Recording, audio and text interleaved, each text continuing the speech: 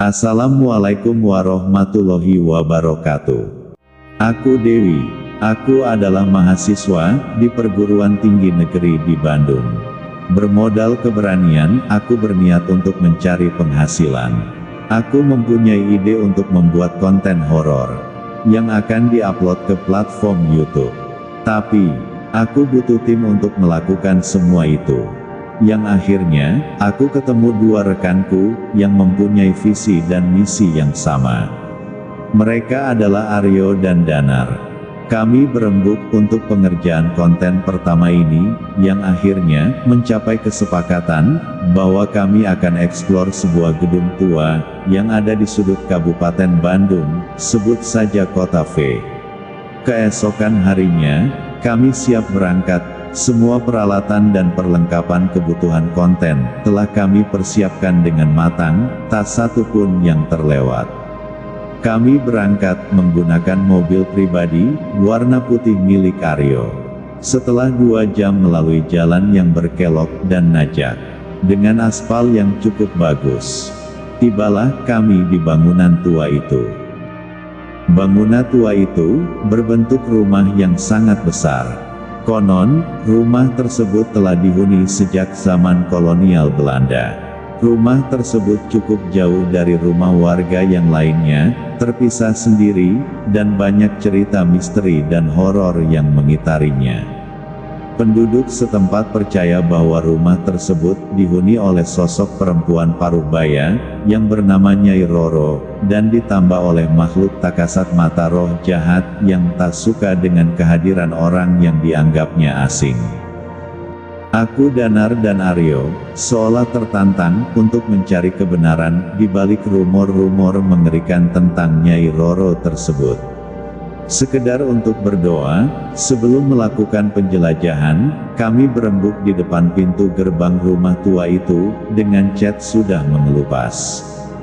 Besi yang berkarat di beberapa bagian. Terlihat jelas gerbang tua, yang tidak terurus dan usang. Di bawah sinar rembulan, dengan angin sepoi-sepoi, meniup dedaunan, hingga bergoyang sangat pelan. Seolah melambai-lambai, memanggil kami untuk segera masuk ke area itu. Kami mulai masuk, halaman rumah tersebut yang sangat luas. Kiri kanan ditumbuhi ilalang, dan semak belukar, yang cukup tinggi, hampir setinggi dada kami. Tibalah di pintu utama rumah itu, dengan pelan Danar, membukakan pintu, terdengar deritan, suara engsel pintu, yang sudah agak sedikit macet. Yang memberikan suasana semakin mencekam. Dengan langkah pelan dan hati-hati, kami masuk. Setiap kami melangkah, ada suara yang mengiringi, seolah-olah mengikuti dari arah belakang. Ruangan rumah tersebut gelap gulita, hanya terang lampu senter yang dipegang oleh Danar. Bau apek dan bau-bau aneh menyengat bercampur di udara, menusuk hidung kami, yang menguar dari dinding-dinding yang tua dan lembab. Saat kami menjelajahi ruangan-ruangan yang kosong dan berdebu itu, tiba-tiba, aku merasa ada yang menyentuh pundakku. Seketika aku berteriak kencang dan histeris, kemudian berlari menjauh menuju arah pintu. Tapi pintu tertutup rapat tanpa sebab yang jelas. Seketika Aryo dan Danar menghampiriku. "Ada apa, Wi?" tanya Aryo. "Tadi ada yang menyentuh pundakku," jawabku yang masih ketakutan. Suasana semakin tegang dan mencekam, setelah kami merasa ada yang memperhatikan. "Perasaan ada yang memperhatikan kita," gunam Danar, dengan nada pelan. Aryo mencoba untuk tetap tenang. Kamera pun mulai difokuskan kembali, untuk merekam momen-momen horor ini. Kamera diarahkan ke satu sudut yang gelap. Terlihat jelas di kamera, ada bayangan seperti sosok wanita dengan rambut panjang terurai, melambai-lambai di depan wajahnya. Melihat semua itu, kami segera mundur menjauh, namun Danar terjatuh. Aku dan Aryo terus memperhatikan Danar, dari jarak yang cukup jauh, dia seolah kakinya ada yang menarik. Dan Danar berusaha untuk bangkit.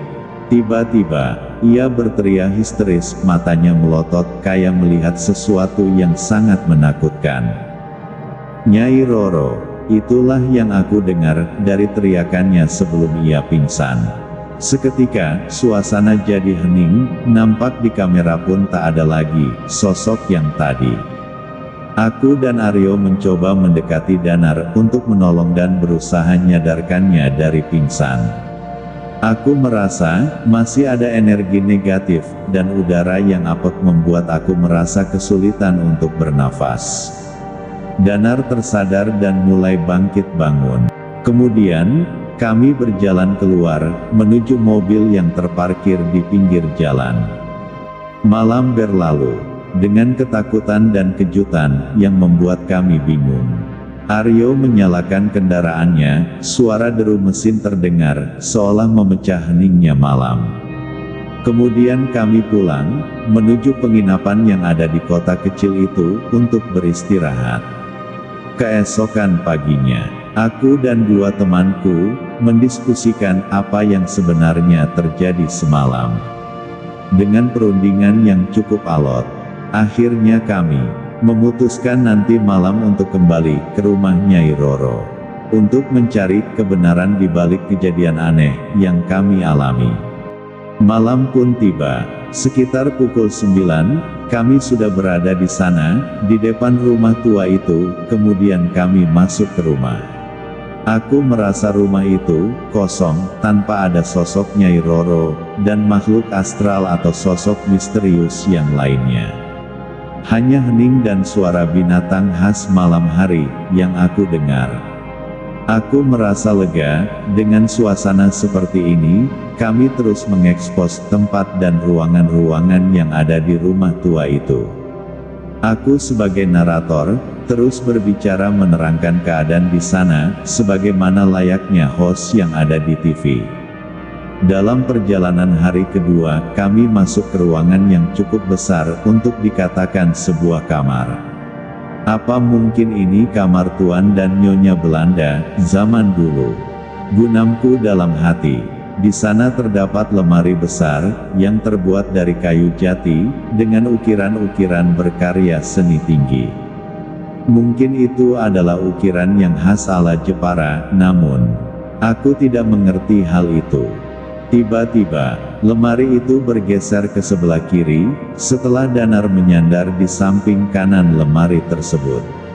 Ternyata ada lorong menuju ke sebuah ruangan rahasia, ke arah bawah tanah, yang gelap gulita. Aku penasaran dengan ruangan itu. "Nar, bagaimana kalau kita masuk ke sana?" tanyaku pada Danar, sambil mengajak setengah memaksa. "Iya, kita harus ke sana," ujar Aryo. Tanpa basa-basi lagi, kami masuk, dan menuruni anak tangga, menuju ruangan bawah tanah. Bau amis tercium menyengat hidung, kami mulai dihantui oleh atmosfer yang mencekam. Tapi, keingintahuan kami, membawa kami terus menjelajahi ruangan bawah tanah itu. Setelah mencapai dasar ruangan tersebut, tiba-tiba, kamera dan senter yang kami bawa mati secara bersamaan. Aku merasa ada yang tidak beres, seolah-olah ada lagi yang mengintai kami dari salah satu sudut ruangan tersebut. Terdengar olehku ada langkah kaki yang diiringi suara gemericik gelang-gelang kaki yang membuat bulu kuduk merinding. Entah Aryo atau Danar merasakan apa yang aku rasakan. Aku merasa paling tertekan. Kemudian aku terdiam, menutupi mulut dengan kedua tanganku. Aku melihat bayangan wanita dengan rambut panjang, dari ujung ruangan bawah tanah, hanya menatap dengan mata yang gelap dan wajah yang hancur, memancarkan aura menakutkan. Aku mengambil senter kecil, yang ada di kantong celana dan berusaha untuk menyalakannya, tapi usahaku sia-sia, senter tidak dapat menyala. Aku sadar bahwa kami dihadapkan dalam kegelapan yang tak masuk akal, sesuatu yang tidak dapat dijelaskan dengan akal sehat. Ternyata Aryo dan Danar pun melihat dan merasakan hal yang sama, seperti apa yang kurasakan. Kami seperti terperangkap, dalam alam semesta lain, yang tidak berujung penuh dengan kegelapan dan kemisteriusan. Seketika kami berusaha untuk kembali dari ruangan itu. Lorong di balik lemari itu pun, sudah tertutup rapat. Kami teriak-teriak minta tolong. Namun hal itu terasa percuma karena tidak satu pun orang yang bakalan mendengar. Aku enggak tahu, apa kami akan keluar dengan selamat dari ruangan ini. Suara-suara aneh terdengar di sekeliling kami. Nyai Roro dan wanita misterius itu muncul, yang mengintai kami, dari sudut yang sangat gelap. Kami terasa terhimpit oleh perasaan takut yang mendominasi pikiran kami. Hingga kami kehabisan tenaga, dan lemas terkulai. Aku merasa terjebak dalam kekuatan yang tidak terduga dari sebelumnya. Aku menangis dan menyesal telah berani membuat konten seperti ini, yang seolah menantang para penghuni dari dunia lain. Sekarang aku hanya berharap bisa keluar dari kondisi seperti ini dengan selamat. Tiba-tiba, entah dari mana datanya, muncul cahaya terang menerangi ruangan bawah tanah itu. Sosok wanita berambut panjang pun sudah tidak terlihat lagi. Sementara sosok yang disebut Nyai Roro hanya tersenyum kepada kami sambil menggelengkan kepalanya. Kemudian menghilang bagai asap mengepul ke atas. Ternyata ruangan bawah tanah itu menuju sebuah makam yang ada di belakang rumah tua itu. Cahaya terang itu ternyata cahaya sinar matahari yang sangat terang dengan cuaca yang sangat cerah yang menembus lorong bawah tanah. Ternyata hari sudah beranjak siang.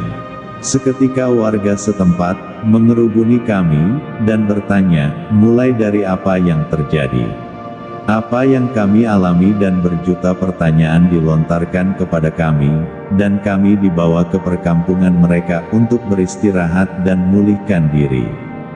Setelah kondisi mulai membaik, kami menjelaskan kedatangan kami ke sana, dan apa-apa yang terjadi selama 2 malam ini kepada kami di gedung tua itu. Ada seseorang yang cukup tua menghampiri kami, memberikan air putih bening dalam gelas, yang harus diminum habis dengan segera. Katanya air minum itu adalah penetral, supaya roh-roh jahat yang ada di rumah itu tidak mengikuti kami.